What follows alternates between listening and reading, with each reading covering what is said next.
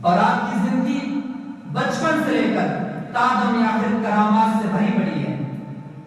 آپ کا جو ولادت کا وقت ہے اسی کو ہی ہم سمجھ لیں تو ہمیں پتہ چل جائے کہ واقعی اللہ رب العزت نے ان کو کتنی شان عطا فرمائی تھی. جب آپ کی پیدائش ہوتی ہے تو اس وقت آپ کی والدہ ماجدہ کی عمر 60 سال ہے، لیکن فقہ کا، شرع کا اور طبیبوں کا یہ قانون ہے کہ 55 سال کے بعد عورت بچہ نہیں کرتی. آپ کو بہت کم ملیں گے قلیل شاذ. یہ فقہ کا اصول ہے کہ شاذ والی صورت یعنی کوئی اس کے خلاف ہو سکتا ہے. ویسے جو فقہ کا، شرع کا اور طبیبوں کا قانون ہے کہ 55 سال کے بعد عورت بچہ نہیں کرتی. ہاں انبیاء پیدا ہوئے، ان سے اللہ رب العزت نے اپنا کام لینا تھا.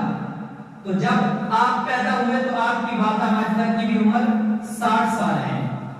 تو پیدائش کے وقت بھی اللہ رب العزت نے یہ بتا دیا کہ یہ پیدا ہونے والا بچہ کوئی عام نہیں. جو بھی ایسا ہوا ہم تعریف پڑھتے ہیں. حضرت آدم علیہ السلام کو پیدا کیا گیا، اس طرح نہیں پیدا کیا گیا جس طرح ہم نے پیدا کیا گیا. حضرت ابراہیم علیہ السلام کو پیدا کیا گیا، اس طرح نہیں پیدا کیا گیا جیسے ہمیں پیدا کیا گیا. نمرود نے اعلان کیا ہوا تھا کہ جو بچہ پیدا ہو اس کا گلا گھونٹ دیا جائے، اسے مار دیا جائے. حضرت ابراہیم علیہ السلام پیدا ہوتے ہیں، آپ کی والدہ ماجدہ آپ کو یعنی جس قدر ان سے ہو سکا چھپا کے ایک جگہ رکھ دیتی ہیں جب یہ ڈرتے ہوئے کہ کہیں نمرود دیکھ نہ لے اور اس کا گلا نہ گھونٹ دے. چند دنوں کے بعد جاتی ہیں تو دیکھتی ہیں کہ وہ تو جوان ہوا ہوا ہے.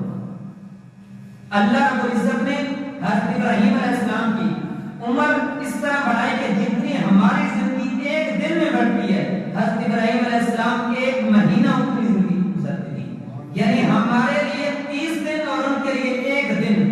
جب ماں گئی تو دیکھا تو حضرت ابراہیم علیہ السلام جوان تھے.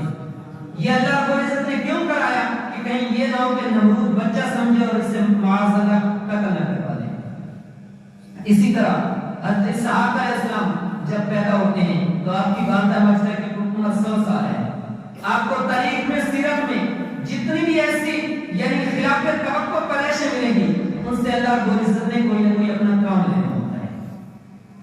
اور پیدائش کے بعد جب شعوری کی حالت کو پہنچتے ہیں، یہ بھی مشہور واقعہ ہے لیکن اس میں ایک دو نکتے آپ کو سنانا چاہتا ہوں.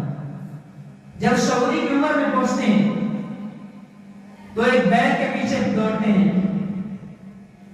بیل مخاطب ہو کے کہتا ہے اور فصیح عربی زبان میں یا عبد القادر مالی ہادا خلقتا، اے عبد القادر تجھے اس کام کے لیے نہیں پیدا کیا گیا اور نہ ہی تجھے اس کام کا حکم دیا گیا ہے.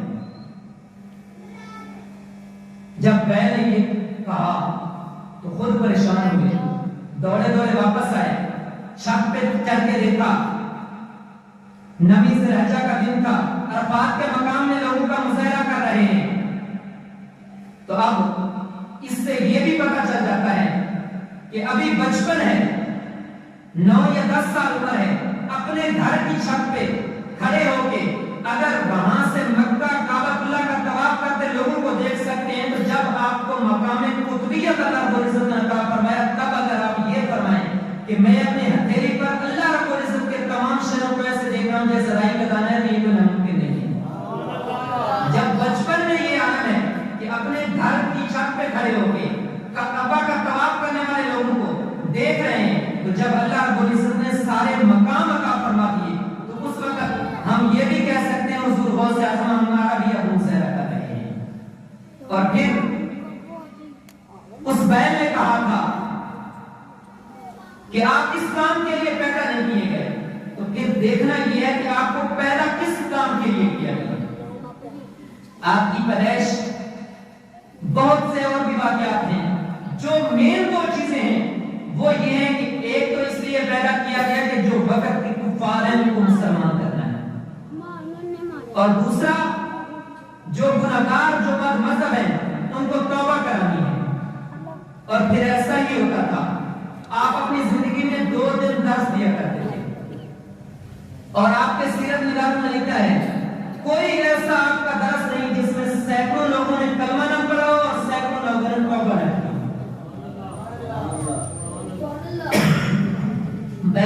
کیا کہا تھا کہ تجھے اس کام کے لیے پیدا نہیں کیا گیا، بنیاد وہ ہے، تو پھر کس کام کے لیے پیدا کیا گیا کہ لوگوں کو اصلاح کرنی ہے۔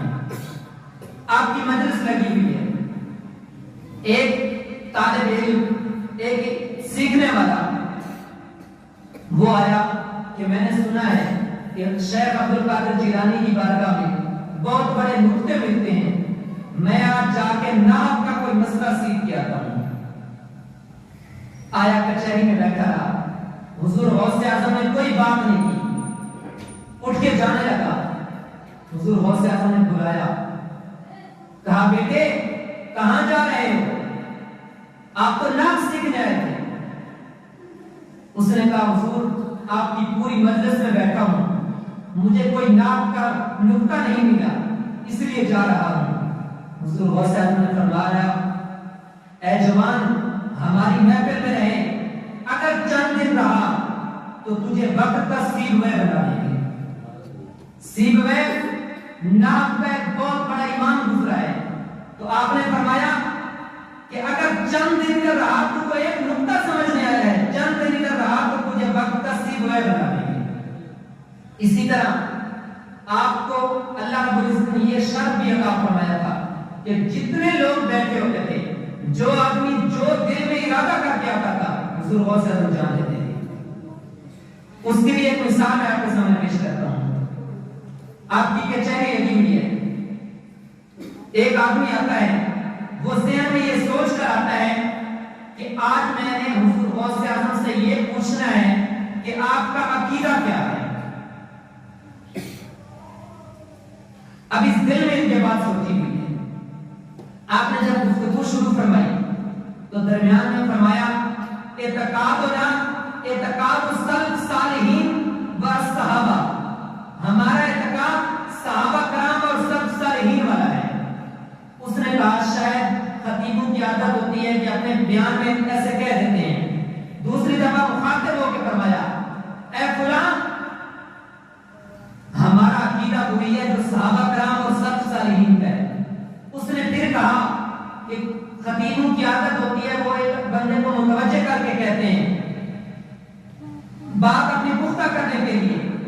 جب اس کے دل میں یہ بات آئی تو تیسری بار حضور غوث اعظم نے فرمایا اے آدمی ہمارا عقیدہ وہ ہے جو صحابہ کرام اور سلف صالحین کا ہے، اگر تجھے ابھی بھی یقین نہیں آیا تو گھر جا، جو تیرا والد اتنے سالوں سے گم ہوا تھا وہ گھر آ گیا۔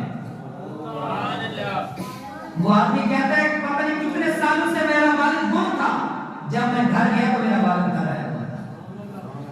وہ دلوں کے راز جانتے تھے۔ اور آپ کی مشہور کرامات میں سے چند ایک یہ بھی ہیں کہ آپ کو اللہ رب العزت نے یہ طاقت دی تھی کہ آپ مردوں کو زندہ کر دیا کرتے تھے۔ آپ کے پاس ایک عورت آئی، اس نے اپنا بچہ داخل کرایا، بچہ داخل کرا کے چلی گئی۔ چند دنوں بعد واپس آئی تو دیکھا کہ بچہ کمزور ہے اور حضور غوث اعظم مرغی کھا رہے ہیں۔ وہ عورت تھی، ان پڑھ ہوگی، جس طرح اس کا انداز تھا، سختی سے بولنے لگی اور کہنے لگی میں نے اس لیے یہاں بچہ داخل کرایا تھا کہ اس کو بھوکا مارنا اور خود بوٹیاں کھانی ہے۔ حضور غوث اعظم نے فرمایا صبر کیجیے۔ ہڈیاں پھینکی ہوئی تھی، ہڈیاں اکٹھی کی، اللہ کے حکم سے کہا مرغی زندہ ہو جائے۔ مرغی زندہ ہوئی اور دوڑنے لگی اور فرمایا جب اللہ رب العزت اسے یہ مقام دے گا تب یہ بھی گوشت کھائے گا۔ اسی طرح ایک مسلمان اور ایک عیسائی کا آپس میں مکالمہ ہو گیا، آپس میں جھگڑنے لگے۔ عیسائی نے مسلمان کو کہا کہ ہمارا نبی حضرت عیسیٰ علیہ السلام آپ کے نبی سے بڑھ کر ہے۔ آپس میں مکالمہ جب ہوا تو اس نے کہا کہ ہمارے نبی نے مردوں کو زندہ کیا ہے، آپ کے نبی نے تو مردوں کو زندہ کیا ہے۔ چلتے چلتے حضور غوث اعظم کے پاس گئے۔ حضور غوث اعظم نے فرمایا میں حضور کی آل میں سے ہوں، حضور کا ایک ادنا سا غلام ہوں۔ آپ کہتے ہو میں یہ نہیں کہا کرتا کہ حضرت عیسیٰ علیہ السلام کی شان نہیں، حضرت عیسیٰ علیہ السلام کی بہت بلند شان ہے، لیکن اگر آپ کہیں تو میں مردہ زندہ کر دوں حضور کا ایک ادنا سا امتی ہونے کی خاطر۔ اس نے کہا اگر یہ کر دیں تو میں مان جاؤں گا کہ آپ کا نبی افضل ہے۔ مقصد کیا تھا؟ نبی مکرم صلی اللہ علیہ وسلم کی شان بیان کرنا۔ اگر تو کہے تو میں زندہ کر دوں۔ اس نے کہا کر دیں۔ کہا قبرستان میں چلتے ہیں۔ اس عیسائی کو مخاطب ہو کے کہا کہ جو قبر تجھے سب سے پرانی لگتی ہے اس سے متعلق مجھے بتا، میں اسی مردے کو زندہ کر دوں۔ اس عیسائی نے جو اس کو سب سے پرانی 23 سال پہلے والی قبر نظر آئی، اس نے کہا اس مردے کو زندہ کر دیجیے۔ آپ نے فرمایا اچھا یہ بتا، وہ یہ ڈھول بانسری کا کام کرتا تھا کہ یہ قبر سے ویسے اٹھے یا وہ اپنی بانسری بجاتا ہوا اٹھے؟ اس نے کہا کہ اگر بانسری بجاتا ہوا اٹھے تو پھر تو کیا بات ہے؟ آپ نے فرمایا قم باذن اللہ، اللہ کے حکم سے کھڑا ہو جا۔ وہ مردہ اٹھا اور بانسری بجاتا ہوا۔ اس وقت اس عیسائی نے توبہ کی اور نبی مکرم صلی اللہ علیہ وسلم کو سچا نبی مانا۔ یہ حضور غوث اعظم کی سیرت ہے، کرامات ہیں، لیکن آپ کی تعلیمات کیا ہیں کہ آپ نے اپنی زندگی میں کبھی نماز کو کیا تہجد بھی قضا نہیں کی۔ 15 سال مسلسل ایک رات میں ختم کرتے ہیں۔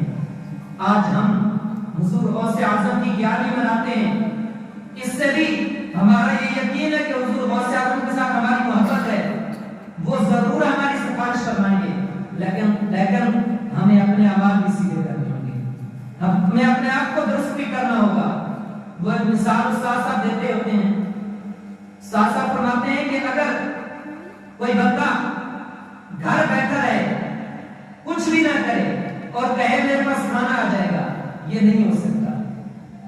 استاد صاحب فرماتے ہیں کہ اگر ہمیں یہ یقین ہے کہ نبی مکرم صلی اللہ علیہ وسلم ہماری سفارش کریں گے، لیکن ہم سارے گناہ ہی کرتے ہیں اور یہ امید رکھتے ہیں کہ نبی مکرم صلی اللہ علیہ وسلم سفارش کریں گے، ہم نے اپنے نبی کو چہرہ دکھانا ہے، کم مطلب اس قابل اپنا چہرہ تو بنائے کہ حضور کے سامنے پیش ہو سکے۔ آج ہمیں یہ سوچنا ہے کہ ہم نے صرف یہ باتوں تک نہیں بلکہ اپنی زندگی کو اس عمل میں لے کر آنا ہے کہ کم از کم اور کچھ نہیں تو آپ نماز شروع کر دیں۔ اللہ رب العزت نے قرآن مجید میں ارشاد فرمایا جب آدمی نماز شروع کر دیتا ہے تو اس سے سارے گناہ چھوٹ